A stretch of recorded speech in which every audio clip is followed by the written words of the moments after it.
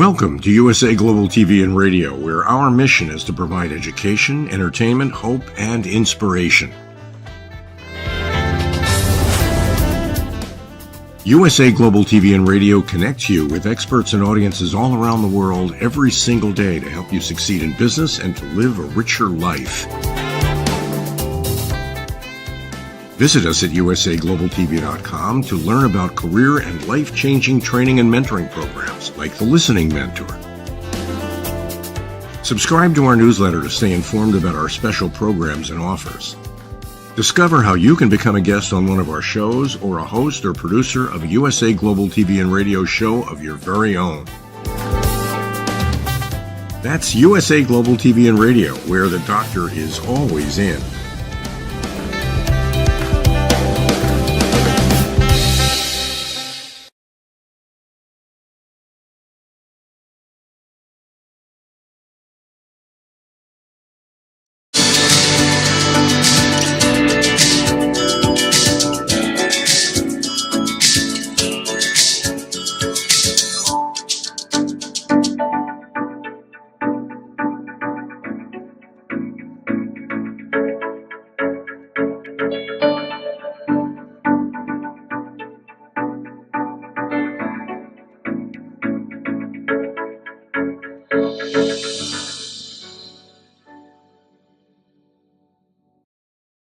Hello, beautiful soul family, and welcome to Weekly Wisdom and Insights, your home for spiritually guided transformation and empowerment.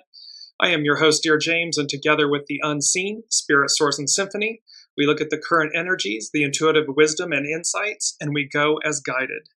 And we are culminating, it's a big day in the world, big day in the United States. And we have been working and culminating with the Mars-Pluto opposition energies and the Scorpio new moon energies for these last couple of weeks, and how they will arc out through April of 2025. And of course, new moons typically have a 5 to 6 month arc on them, where full moons have a couple of weeks, not months. So, and what we want to cover and what we want to focus on, because the unseen, I want to just bring up currently our main energies really quickly. Let's just jump in with our current energies. Welcome, Olivia. It's November, so we're in a month of peace. It's an 11. It's a way to and a way through. And ultimately, let me just back up for a second. We're going to be looking at these main themes about victory, a long-awaited return. There's an emphasis on return, and advance. Swan medicine. What we're really working with is love, wisdom, and grace. And you're going to see how that will sustain us, will carry us through. Because in order to know what it is, what the ideal is, what we're actually pursuing, and Pluto, these final moments of Pluto and Capricorn, never in our lifetimes to return again. And Pluto dismantles, disrupts. And so we're looking at this fact of to bring everything that's been hidden in the recesses, in the subconscious, in the psyche, in the institutions. It must be brought into the light in order for it to be transmuted. And so watch as we work with these energies and bear with me. It's a big day. As Olivia is saying, it's a big day. It's a sad day. What happened? Source happened. The unseen happened. And we may not always, as human beings, we may not always, our minds, our ego mind personalities, because there's in the world and in the United States, there's roughly half that are happy today and half that are not. And yet, what's on offer for all of us is advance, transformation. It's just a matter of how we get there. And so bear with me. Welcome, Ava. Bear with me as we walk through these energies, and you'll see the connection, and we'll loop it all together at the end. So our main energies is about peace, relax. We are moving towards peace. I get in the moment, it doesn't feel that way. However, we are. The 6 is about conflict, and we are letting go of the conflict, and we're meant to let it go within ourselves. So I implore everyone to not hold on to conflict, to find peace, stay centered, and you will see as something that I'm going to do at the very end. I believe it's from Venus Williams, but it's to remember that we're uniting from the inside out so as to become whole, and that the way, 11, the way to, the way through, well, here's 25. It's about innocence and to open ourselves, not to be, run over and run roughshod over others or ourselves, but to find our innocence, to hold that as our stabilizing force. And with 7, it's about correct discipline. It's the army. It's about knowing that we have everything we need. Our astrological influences. It's the new moon in Scorpio that occurred on the 1st of November. And on the 3rd, we have the Mars-Pluto opposition that took place at that anaretic degree of 29 degrees, both in Cancer and Capricorn. And then later on the evening on the 3rd of November, Mars entered Leo.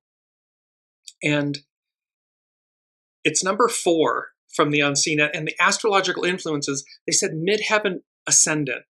And it has to do with the Sabian symbols. So we'll cover that in a minute. I'm going to come back to it. But this Mars moving into Leo, and it's number 4 from the unseen. And they said a call to action, a call to act, a call to be. And they said be proactive, be receptive. And then they said Mars in Leo. When Mars is in Leo, it's about leading from our hearts, and it's to take action with courage. So this isn't a time to, rescind and contract. If anything, it's the exact opposite. It's number 4, it's foundational. And so it is to lead from our hearts, take action with courage, be open, and be proactive, and be receptive. It's about how we bridge this moment to the future, to what we are receiving. And you'll see in hexagram 24, because this a long-awaited return, there was an emphasis on return, and that's hexagram 24. And let me just go to it. We're going to jump right into it. And hexagram 24, its action is go back. Its hidden influence is the receptive. It is the divine feminine. So it's the receptive force, and it says yield. So in essence, we're yielding, air quotes, we're yielding to this moment. Its underlining cause is coming to meet, encounter, coming to meet our higher selves, coming to meet our soul source connection. What's at our center? And it's one of our first quotes. And you see the image of Lady Justice. And the quote is, progress is often marked by a slow return to original sincerity. This is by Carrie Hone at cafeausoul.com. So progress is often marked by a slow return to original sincerity. Original sincerity is purity, goodness, love, wisdom, grace, kindness. And so the path can be long. And yet, what we're looking at here, and I just want to go to, it's our 2 quotes. So let me just go right into our second quote. And the second quote, and again, you see this image of Columbia, and she represents America, Columbia Pictures, and so forth. But the quote is, it's a proverb: sow a thought, reap an action. Sow an action, reap a habit. Sow a habit, reap a character. Sow a character, reap a destiny. She, America, Columbia, the divine feminine, all that she embodies, all that she represents within all of us, each of us, male, female, doesn't matter. The point is that sow that thought, the embodiment of the divine feminine, because she's yielding at this moment. She's yielding for a higher ideal. She's yielding to advance us. It may look and feel like we're going backwards.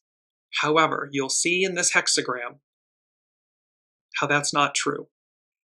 So, hexagram 24, return, go back. Sometimes we need to stop and go back. This can arise when we have taken an improper course or the wrong path and need to return to where we started, original sincerity. Other times we can get so far away from who we really are that return is necessary to reconnect with the core part of us that has remained unchanged over time. That part of us that has remained unchanged over time is our soul source connection, our divinity. And so, again, when we've gone so far astray, and what this moment is shining a light, and it's around the globe, it's happening around the globe, it's just been very prominent in our faces. Remember, they said the truth that we cannot turn away from. We must see it. Welcome, Kiki. So this is about how we have to return to get back to our original sincerity, to who we truly are. And in order to do that, we got to bring up all the muck and the guck and the shadow and all of that stuff, that goo that we don't want to deal with. We don't want to face it. But what we're getting to is the core part of us that's remained unchanged over time. The hidden influence of the receptive, the divine feminine, shows a need for an inner opening, while the cause or past condition was one of focusing on encountering others, external things. So it's a time of coming back in, unite from the inside. After a time of splitting apart, a return to the self to develop authenticity is necessary. You are at a turning point in this situation, and progress is often marked by a slow return to original sincerity. Here's that beautiful image. It's Lady Justice, and Justice is blind. And so you are at a turning point in this situation, and progress is often marked by a slow return to original sincerity. It may seem like you are not moving forward. One could say it feels like we're going backwards. And it says, although progress is still occurring. This is because by returning, you reconnect with your true path. This can be a time to examine your intentions. A disconnect may be occurring where you seek a specific outcome, yet experience something different. Examine your commitment to the situation and whether or not it truly serves you. There is a need to align intention and commitment with the truth of what you are truly capable of achieving. See, we're dealing with the antithesis, in a sense, of this. We're dealing with the shadow aspect of it. And this is why the Master Weaver, the all that is, the unseen, is turning back so we see ourselves, raising it up in such extraordinary light and fashion that it's unmistakable. We cannot turn away from it. And thus there's this, does this really truly serve us? There is a need to align intention and commitment with the truth of what you are truly capable of achieving. Return can come from after false starts with the sole purpose of showing you what is truly important to you. This is a time when you have a fresh start to proceed more carefully. It's that correct discipline, army, correct discipline. Sometimes the message can be that those who have gone may return. Sometimes the message can be that those who have gone may return. We've just experienced that in the United States. The Master said, when the way turns back, all things turn back with it. Turning back is how the way moves. Know when to stop, and you will meet with no danger. And so we face this opportunity for advance, this a long-awaited return hyphen advance. We do face this moment of victory. But just like God and the Israelites, he did not take them in a direct path. They were tested. He wanted to know what was at their center. And this moment reminded me, it's of Exodus 14, where after everything that God did for the Israelites, parting the Red Sea, dealing with Pharaoh and his army, water out of rocks and manna out of air, and this very meandering, winding route. And they were right at the precipice of the promised land, of peace, the land of milk and honey. And there were many that said, paraphrasing, why did you, in fact, I don't have to paraphrase, I have it. Let me just read it verbatim. Exodus 14, didn't we say to you in Egypt, leave us alone, let us serve the Egyptians, Pharaoh, the master. It would have been better for us to serve the Egyptians than to die in the desert. Their faith failed them after everything that had been given to them. They didn't believe that the promise of something greater and more and better was attainable. In this moment that's going around the world, this same energy is playing out. There's fear, great fear. There's resentment, there's hate, there's anger. All of this shadow energy rising up. And yet there's a whole faction that says there is something, we can have it. We will achieve it, victory. But in order to know victory, we must know what we are conquering. Because victory means, it's from the Middle English, meaning to overcome, vanquish. So to overcome, win, conquer, or vanquish. And I was drawn to the word vanquish. And it means to overcome in battle, subdue completely. So as the way turns back, do not become dismayed. Do not. If anything, take that moment, because it's number 3 from the unseen. It's bittersweet. There's a bittersweet celebration and loss going on. And there's going to be a mourning process of having not reached that moment in this instant. And yet, we are welcome, Colleen.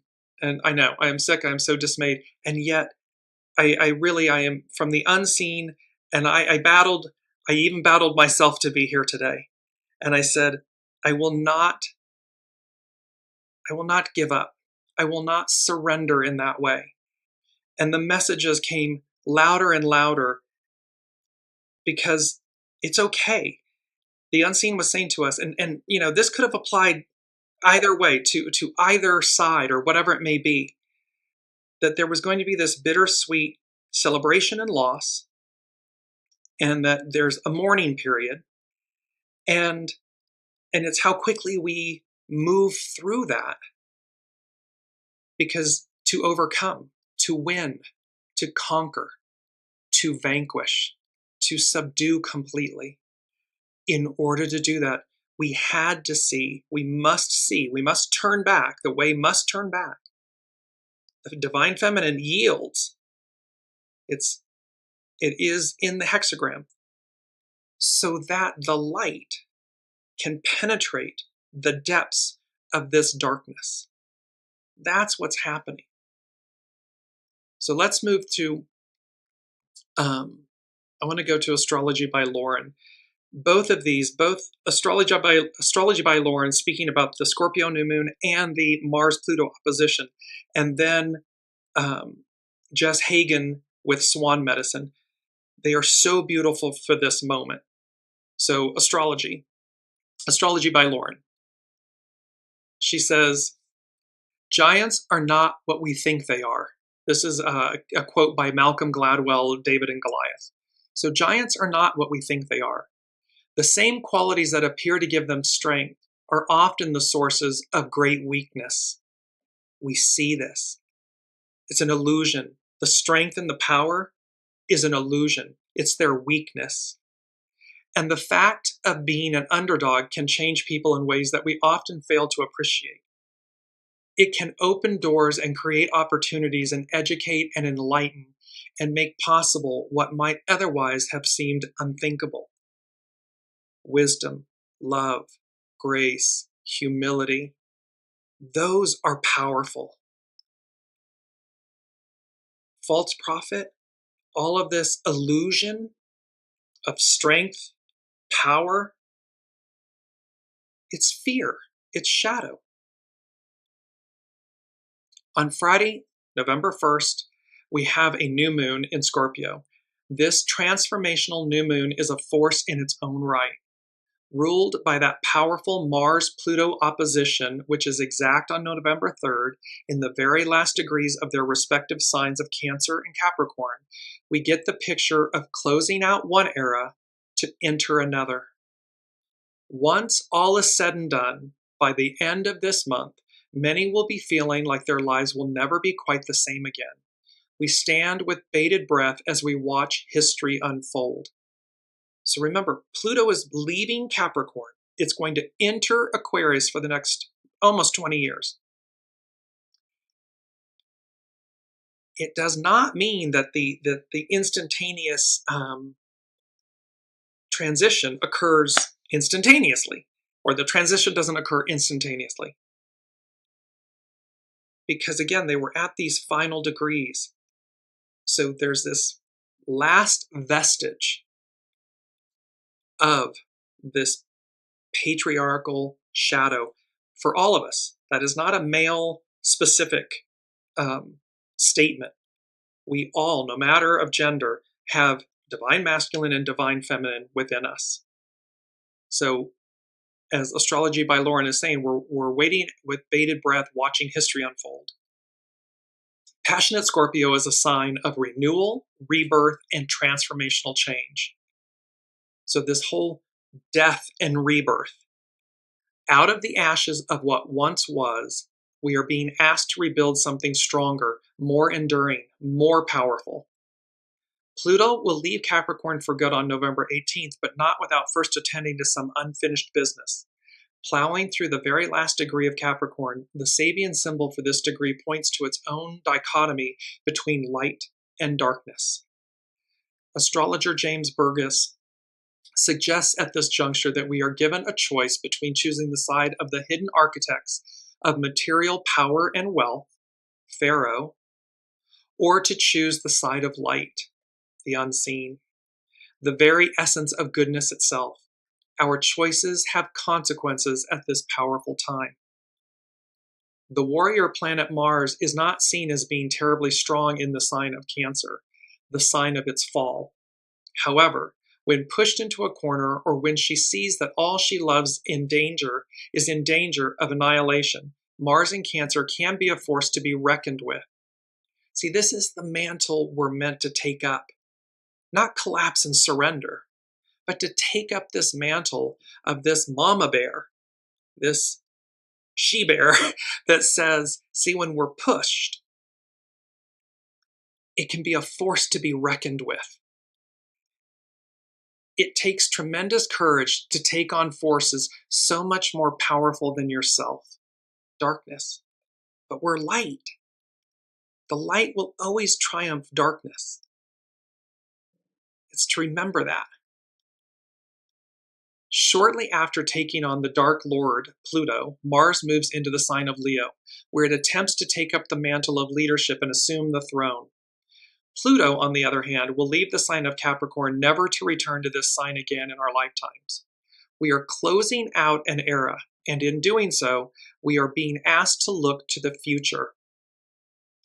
Now, there may have been, and in the world, this is happening all over the globe, there may have been, quote unquote, a greater percentage looking backwards. Oh, we were better off with Pharaoh.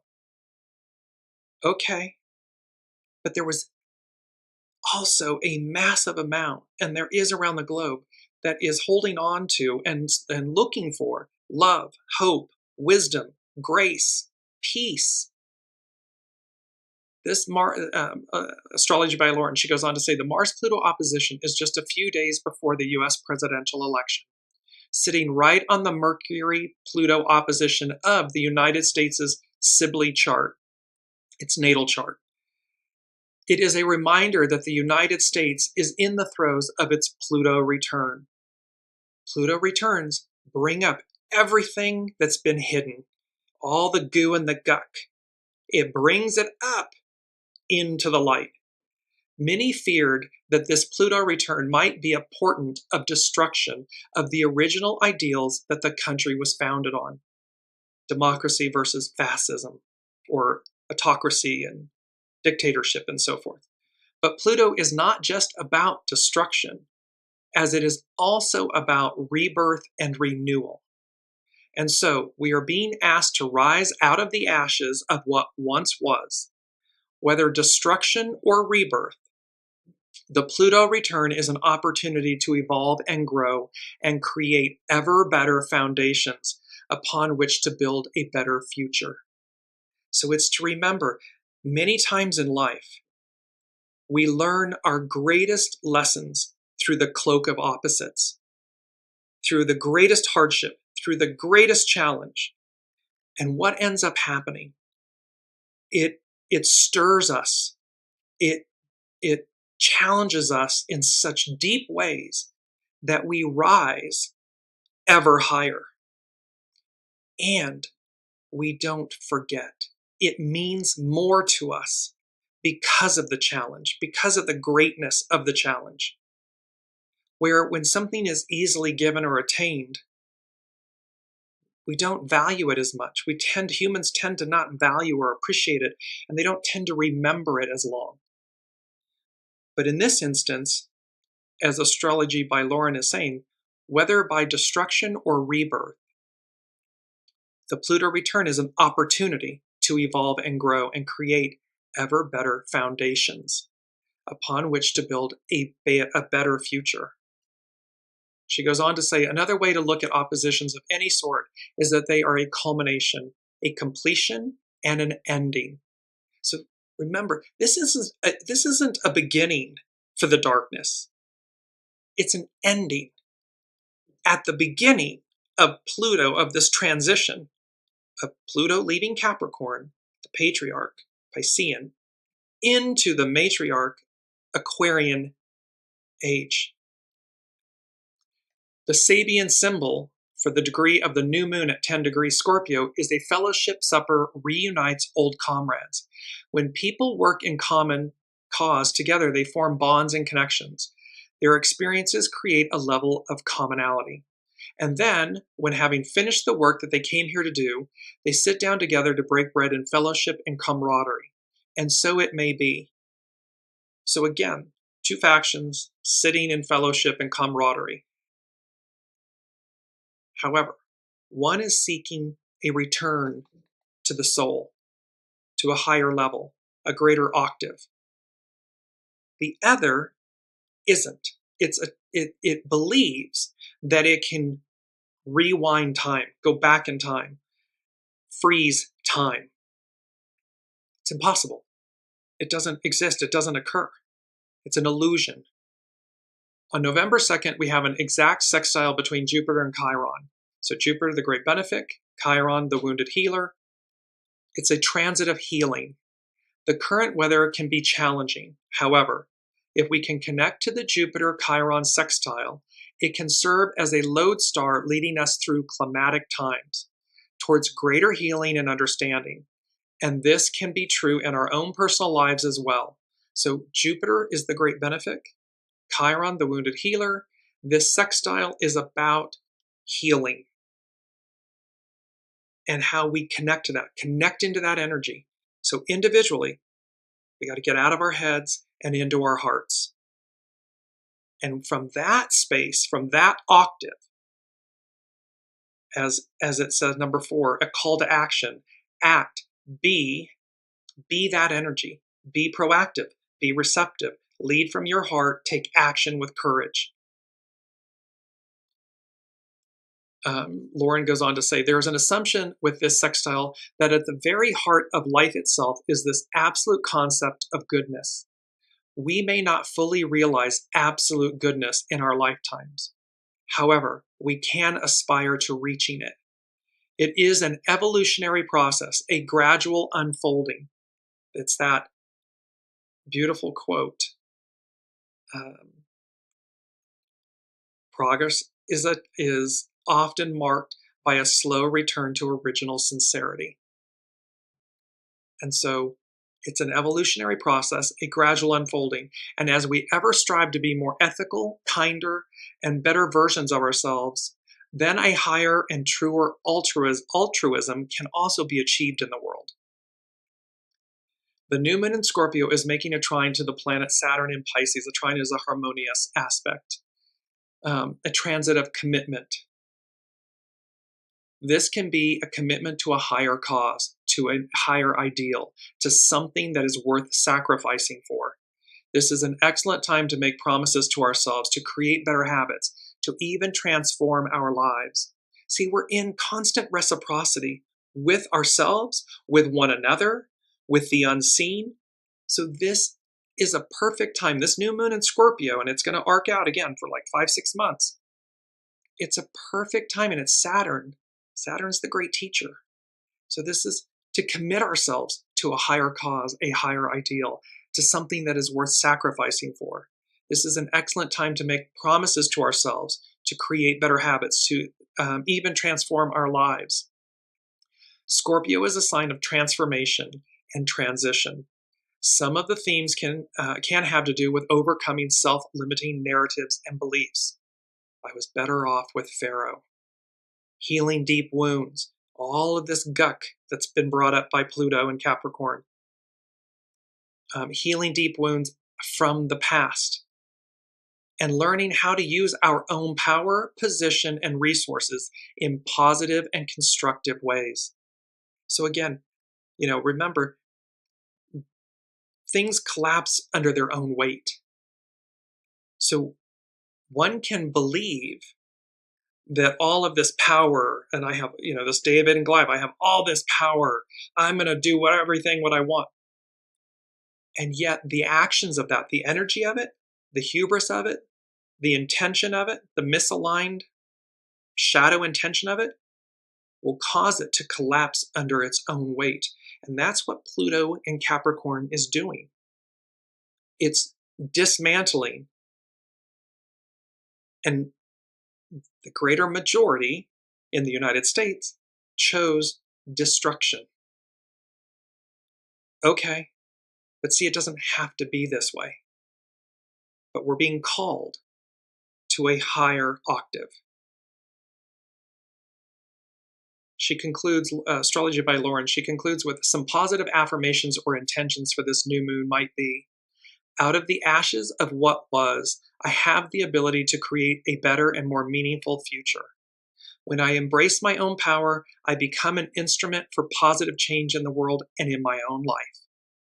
I am endowed with the magical ability to transform problems into happiness. I am profound and have depths of potential as yet unrealized. I am powerful and capable of taking on even the greatest daunting of challenges.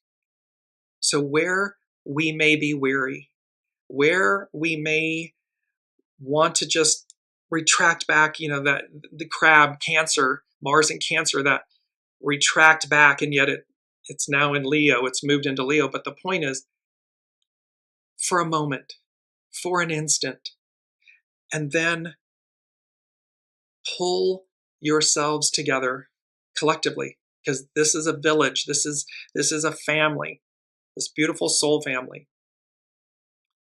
And it's number 5 from the unseen. Focus on the solution, not the problem. So within our individual lives, and as we collectively continue, as we rebound and we restructure and we renew, as we are reborn, focus on the solution, not the problem. I want to go to our mantra. Grace heals all. And it's a powerful word. It's our key word, and it's our mantra, the word grace. Grace means unmerited divine assistance given to humans for their regeneration or sanctification. It's unmerited, meaning undeserved, unmerited divine assistance given to humans for their regeneration or sanctification. The freely given, unmerited favor and love of God. Divine favor, benevolence, or providence bringing about worldly benefit or advantage. In its more human, simple terms, a polite and thoughtful way of behaving. See, we often talk here about this isn't happening to us. This isn't punishment. This is for us. And I don't mean that what potentially the shadow energies that are present, it's the fact that's, but it's when we see through it, when we see through the illusion of it, it's being brought up from the unseen, from God, the all that is, Allah, Buddha, however you ascribe to a higher connection and power. It's being brought up for all of us to see our better selves, our divine nature.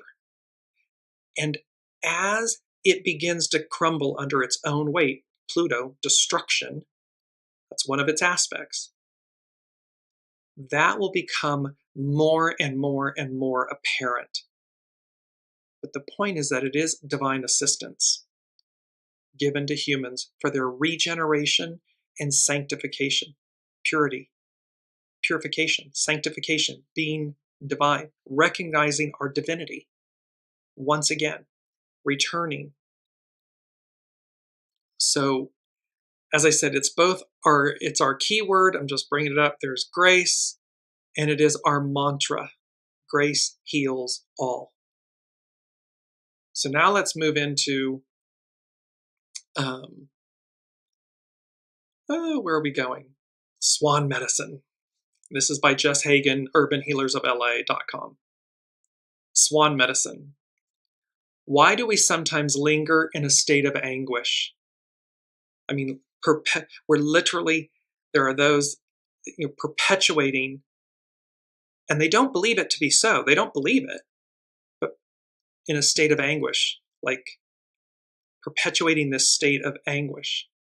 Why, if we are in pain, do we not return to a state of grace within minutes, as all the animals do?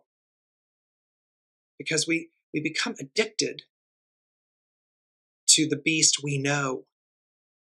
We feel safe there. Somehow it's Pharaoh, it's better. Pharaoh will never be better than the unseen, the all that is. God, source, Allah, Buddha, the all that is. Our soul source connection. It will never be better. It's original intelligence versus artificial intelligence. The Swan spirit animal totem teaches the art of stepping into one's beauty and power against all odds. Swan journeys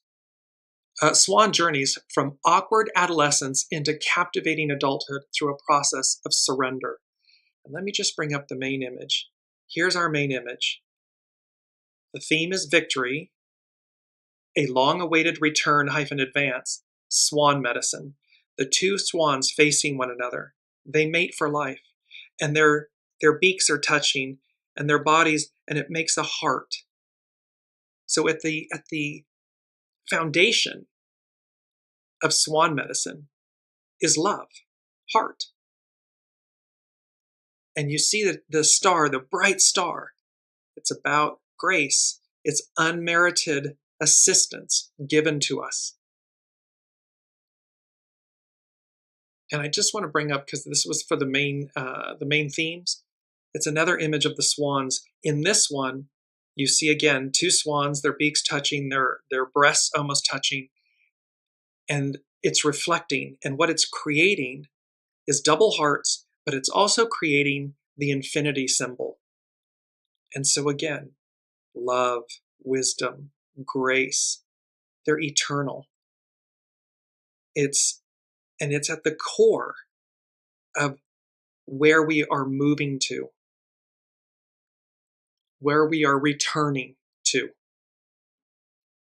So again, the beauty, the Swan medicine teaches the art of stepping into one's beauty and power against all odds. Swan journeys from awkward adolescence into captivating adulthood through a process of surrender. We keep surrendering. We talk about this all the time. Keep surrendering to your soul source connection. Not your ego, mind, personality, your soul. Many people feel that surrender signifies defeat. If we stop protesting and yield to the conflict at hand, are we compromising noble truths? Are we turning away from our core values? Or could it be, in accepting a painful condition, we enter a strange cosmic state of grace that gives us a glimpse of the larger pattern we are a part of? We are a part of the return of the divine feminine, the arrival of the Aquarian matriarchal era. We chose to be here for this moment. And while that transition and the process may be painful or deeply painful, it's to remember that we are ushering in something so pure and so a part of us that has lied dormant and been oppressed and suppressed and harmed for so long. And yet, she, hexagram 24, divine feminine, the creative force, she's yielding to this moment. It's momentary. It's not forever. It's momentary. She's yielding for this moment, for this instant, for us all to bear witness, for us all to see the truths that we cannot turn away from, so as to advance, to transmute them, to relinquish them, to vanquish them forever. Jess Hagen goes on to say, we live in a dimension of duality, of opposites, light, dark, right, wrong, hot, cold, male, female, on and on. In this state, we constantly shift between all variations. Human nature can never stay still. And Swan medicine is asking us to learn how to surrender to our own duality. We can love a person and dislike them at the same time. There's that great saying, I love you, but I don't like you right now. We can love our fellow humans and our fellow neighbors and fellow Americans and not like them in this moment. As confounding as that may seem, it is a natural law. Entering a state of grace is only possible when we give space to the parts of us that are not lovely. See, entering a state of grace is only possible when we give space to the parts of us that are not lovely. It doesn't mean condone the darkness. It doesn't mean participate in it. It simply means make space to see in others, because we're in reciprocity. So we're seeing, it's namaste, I bow to the divine in you. We are bearing witness to the darkest aspects of human nature, of ourselves. And so grace allows us to see that which is not lovely. It's not pretty. Many people who are struggling to heal from past trauma have an unconscious belief that if they allow themselves to heal from what happened to them, then the people who inflicted the pain upon them will, quote, get away with it. See, there's this whole energy going on about it's it's the woman or the immigrant or the boss or the ex-partner or all of these past traumas, and this belief that if I somehow heal that, if I somehow leave Pharaoh and I heal that, well, then they're getting away with it. There is an unconscious belief that if we stay wounded, we hold those responsible for the pain and in some energetic way, through our inability to thrive, punish the wrongdoers. But of course, that's a fallacy, because anything we do to others, we're already doing to ourselves. It's already coming back tenfold. So it's not about holding on to negative energies. It is about forgiveness, grace, forgiveness. It's about letting, it doesn't mean forget, but it means let go. Conflict, let go. Because we're meant to heal. Jupiter, Chiron, that sextile. This is about healing us, not harming us, not doubling down on harm. Jess Hagen goes on to say, but the frustrating reality is what happened has happened. If by the grace of the great mystery, we can find a way to release the need for justice and trust that whatever anyone does to another, they do to themselves 10 times over, we can then release ourselves from the agony field and disengage from the situation, holding down our desires to thrive. Because when we do that, when we're focused on the problem and not the solution, we're giving all of our energy, all of our power away. We're focused on the wrong wolf. This has been one of the main themes with all of these: challenge versus opportunity, which wolf to feed. And the unseen, they gave us wolf medicine, the impossible dream realized, owl medicine, heightened awareness, and deer medicine, peace be with you. That, and remember the grace, it's unmerited assistance from the unseen, the all that is. Jess goes on to say, it is a well-known catchphrase that, quote, the best revenge is a successful life. Let no one stop your live energy from flowing forth as its natural light.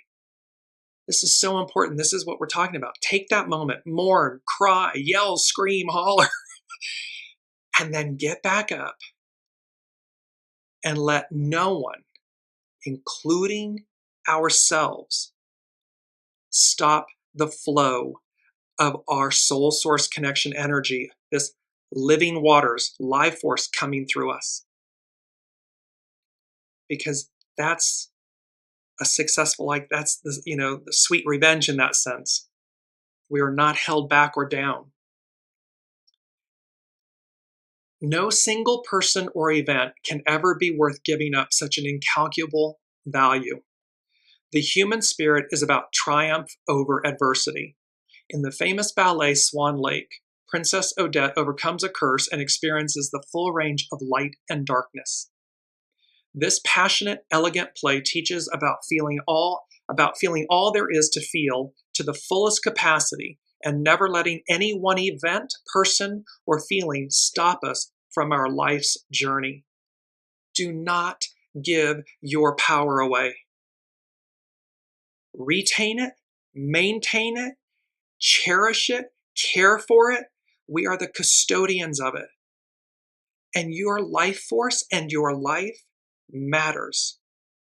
Do not buy into the illusion or the problem. Focus your energy on the positivity, on the solution. Swan says, thrive. Travel through the pain and succeed in the art of living. Swan medicine asks us to measure success by the amount of beauty, joy, and awe and wonder we allow ourselves to access. Success is about opening the heart and achieving peace and happiness. Swan is also the master of traveling through the awkward phases of life. She is great at being bad at things. She is at peace with floundering and forgives herself of how embarrassing the learning process is. So we don't hold hostage. We don't hold ourselves hostage. Don't hold others hostage. We can make it through the embarrassing process, the embarrassing learning process. When Swan does this, she becomes simply stunning. Another aspect of Swan medicine is about finding where we belong. In the famous story, The Ugly Duckling, we learn how one baby swan discovers who she really is and how to shift reality to empower her gifts and skills. The ugly duckling did not learn that she did not belong on Earth. She only learned that she did not belong with the ducks. Be a swan. Be a swan. Embrace swan medicine. Embrace love, wisdom, grace, empathy, compassion, forgiveness, love. If I haven't said it again, love. When swan medicine glides into your life, as she has, it is time to surrender to the awkward, the frustrating, and the seemingly wrong. Surrender meaning it's here. It's been given to us for a reason. So we're surrendering to seeing through the illusion. We're surrendering to see the solution, to focus on the solution. We're not surrendering to the illusion, and we're not surrendering to being a duck. Nothing has happened that is too great for grace to hold. Reality arises from what you are capable of expecting. Your expectations are often determined by what you have experienced in life. If you have repeatedly experienced being let down by people, then it is probably only a matter of time before the next new person lets you down. Because if we believe that, it's already coming back to us. But when we discard that and we recognize the higher hand at play here for us, that's what's coming back to us. This renewal, rebirth, regeneration, the solution. By identifying your honest expectations about a person or a situation, you are then able to turn those expectations around. Or maybe not all at once. It often begins with identifying a condition you don't want and then reaching with your mind's imagination for what you do want. This reaching is called hope. We spoke about the Rise of the Guardians, the animated film, The Rise of the Guardians. It's about, Jamie is the one child, as the boogeyman was trying to extinguish all the light around the globe. And he was the one light, the one source of light, the one source of innocence, childlike innocence, hope and faith and belief. And because that one child in the Rise of the Guardians held on to hope, and then when the massive darkness and all of the, pitch black, the boogeyman, and his whole charade of characters was coming right at them, staring down at this little boy in the movie, he remembered, I don't have to be afraid of you. I'm not afraid of you. You're an illusion. And he began to laugh. And all the other children began to laugh. And all of the lights on the globe came back on. Because hope and love and wisdom and grace and peace conquered, vanquished the boogeyman forever. It restored goodness, light, laughter, and hope. Jess Hagen concludes, whether or not your imagined vision arrives has no bearing on your ability to sustain feelings of hope over feelings of disappointment. Practice hope, not so that you will gain the physical reality you seek, but so that you can live in the grace of how hope feels. It's a state of being, a call to action, act, a call to be, it takes the same amount of energy to be positive as it does to be negative. How you experience life, what you reach for, is your choice. Practice reaching for the stream of grace and join the great visionaries of history: Nelson Mandela, Martin Luther King, Mother Teresa, Amma. Accept the past, accept what is, and reach for what can be. This is the Swan medicine way. Welcome, Elizabeth. So there are so many in this moment, and I know, and I just want to bring up this from the other show, Compass, I Will Lead You Home. Your soul source connection is your compass. It is true north. It will always lead to true north. It will never betray you. The ego mind personality may betray you, but your soul, your all that is, never. It's never for sale. So when we fall short, it's an ego mind personality issue. It's not a soul issue. It's where we've bought into the illusion. So practice Swan medicine. I'm just looking here as we close out. I just want to give you a couple of the Sabian symbols, and then we're going to conclude with this. I just saw this on social media from, I believe, yes, Venus Williams. So we'll close with that. The astrological energies, they were saying mid-heaven ascendant, which was very strange, but yet it makes sense. So on this astrological chart, you see that the sun and the midheaven, they're at the very top of the dark black line. The sun and the midheaven are conjunct at the same degree. And this is about the sun, our life force, and the midheaven. It's like what's on offer, where we're going. And then the ascendant, again, where we're rising to. So the Sabian symbol for the midheaven and sun, an official embassy ball, group consciousness as it flowers at the highest level in cultural interchanges between representatives of the elite of the ruling class. It talks about how we have here the image of a ritualized display of power, prestige, and wealth. Relationship has been made hierarchical and is institutionalized. It tells us that this too is an essential feature in the development of rhythmic give and take to achieve global peace. So while we may, Pluto, Capricorn, Mars, Cancer, those final degrees, the opposition, the Scorpio new moon, and remember I told you I didn't like the Sabian symbols for the Scorpio new moon, but we don't get to pick and choose. They are what they are. And so I had a foreshadowing that this may happen.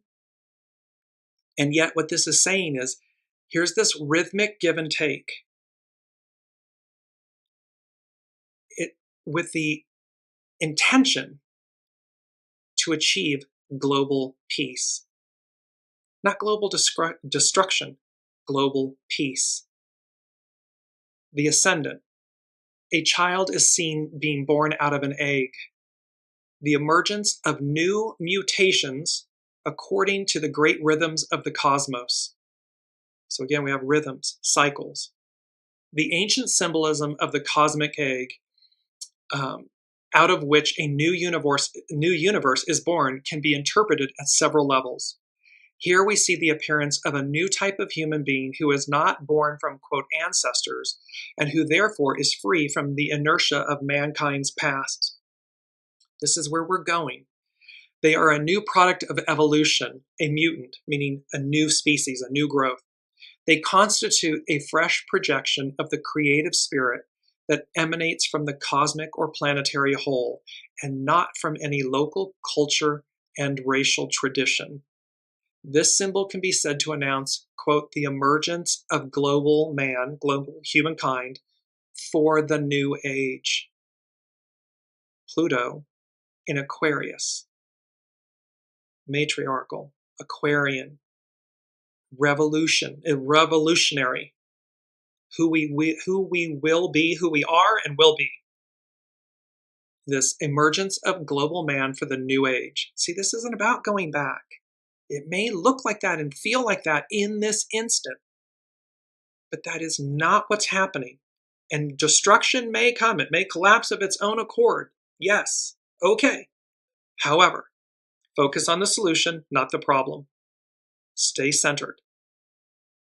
The power of the whole is focused within them in perfect freedom from ancient standards of value based on local conditions. See, this is saying to us that in the present future, in the Aquarian matriarchal age,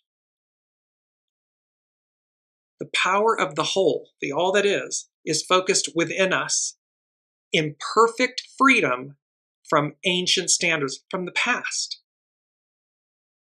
based on local conditions. What was. And last but not least is the lot of fortune. A butterfly emerging from a chrysalis. The capacity to utterly transform the character of one's consciousness by radically altering the structural patterns of everyday living and the types of relationships one enters upon. This is about heightened awareness, owl medicine, consciousness. It's about swan medicine. This whole grace and how we focus on the solution, not the problem. Wolf medicine, which wolf are we feeding? And deer medicine, peace be with you. That the unseen, God, source, Allah, the Buddha, all that is ever present, is always with us. We need only tune in to that channel. And that will make all the difference in our individual lives and our collective lives. And so this is about utterly transforming the character and the consciousness and the relationships. And it says at this key stage, the key word is metamorphosis. In spiritual terms, this implies initiation, meaning entering a higher realm of conscious existence and there joining a sacred company. So you see how everything that's before us, we're dealing with the mess. It's like a relationship. They're saying to me, it's like a bad relationship. You don't just leave the bad relationship and the next instant, somehow you're just miraculously transformed, and you got to deal with your crud. You got to deal with what came with it all. We as human beings in the patriarchal Piscean era of 2,000 plus years and all of that, we have to deal with our stuff. However, what's before us is this metamorphosis, this initiation of entering a higher realm of conscious existence, thereby joining a sacred company. Because we're going back to where we began, an octave higher. It's a higher octave. We will get through this. So we're going to close with this statement from Venus Williams. You are awakening to the same country or the same world you fell asleep to. The very same one. Pull yourself together. And when you see me, do not ask me, what do we do now? How do we get through the next 4 years? How do we get through this? Some of my ancestors dealt with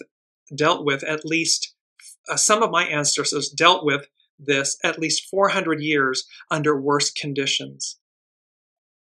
Continue to do the good work.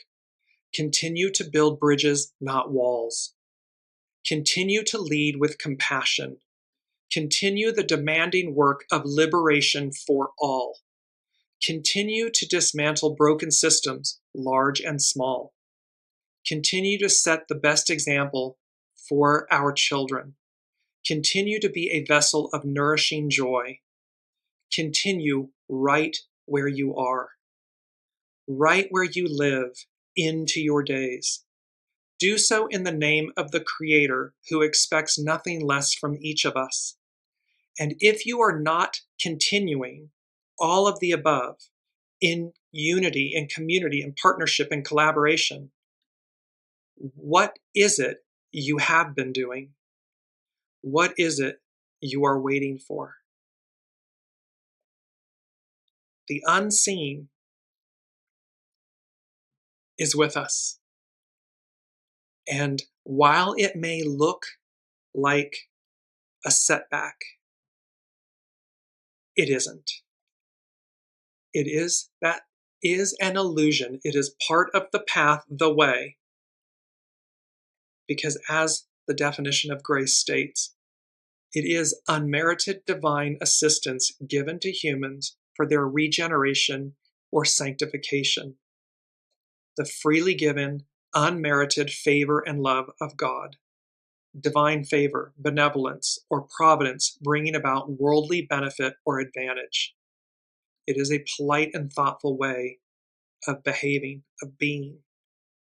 Let us move through this moment united, with grace, with courage, and with a fire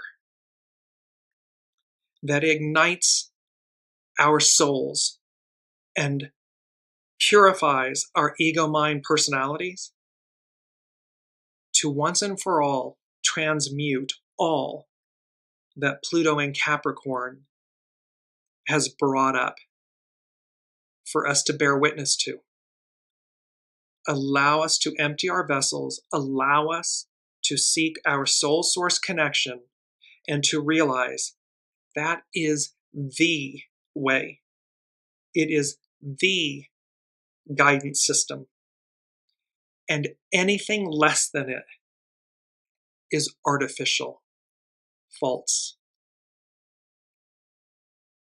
Be well, be kind. Thank you all so much for showing up and being a part of today and this journey. It was a lot to get here, and I understand and equally share that it was the same for all of you to show up. So as you hear this message around the globe, stay strong, stay positive, focus on the solution, and know that the unseen is guiding us every step of the way. Until then, until next week, love you all, be well and kind with yourselves and each other, and I will see you next week.